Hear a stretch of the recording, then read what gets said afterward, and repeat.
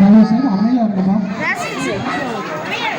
உன்னை அனுதினமும் பாட வந்தேன் ஏலவா வள்ளிமயிலாதனே வாவடி வேலனே வர வேண்டும் மயில் மீது முருகையனே முருகா முருகா முருகா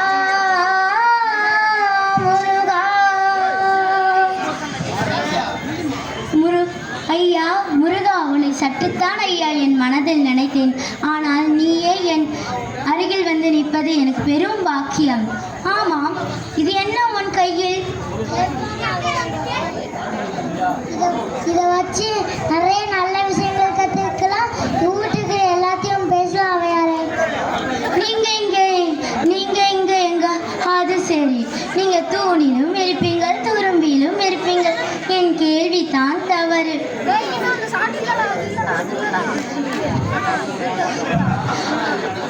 நான் வரும் வழியில் பார்த்தேன், ஒருத்தர் தானாக புலம்பிக் கொண்டிருந்தார். அவரை நான் பைத்தியம் என்று நான் நினைத்தேன். ஆனால் இல்லை, அவை அருகில் சென்று நின்று பார்த்தால்தான் அவர் இந்த மொபைலை வைத்து பேசிக் கொண்டிருந்தார்.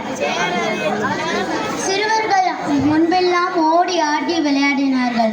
ஆனால் இப்போதெல்லாம் இந்த மொபைலை வைத்துதான் விளையாடினார்கள். தாய் முன்பெல்லாம் நிலாவை காட்டித்தான் சோறூட்டுவார். ஆனால் இப்போதெல்லாம் இந்த மொபைலை காட்டித்தான் சோறூட்டுகிறார். அது மட்டும் இல்லாமல் தாய் காதில் ஊட்டுவதா வாயில் ஊட்டுவதா என்று குழப்பத்துடனே ஊட்டுகிறார். ஏனால் தாயும் செல்போனை தான் பார்த்து கொண்டிருந்தார். முன்பெல்லாம் மக்கள் கூடி நின்று பேசினார்கள்.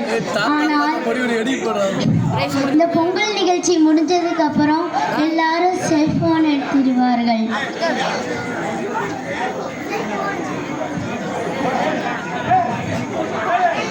முருகா, இது இந்த மொபைல் எதுக்கு உனக்கு? நிறைய நல்ல விஷயங்கள் கற்றுக்கலாம். இதை வச்சு நிறைய நல்ல விஷயங்கள் கற்றுக்கலாம். சரி முருகா, இதில் நல்ல விஷயம் இருக்கிறது. என்னென்னா, கல்வி கற்கும் மாணவர்களுக்கும் இது உபயோகமாக இருக்கும். நல்ல விஷயத்துக்கு இதை பயன்படுத்தினால் நல்லாக இருக்கும். சில மக்கள் தீய விஷயத்துக்காக பயன்படுத்துகிறார்கள். நன்றி.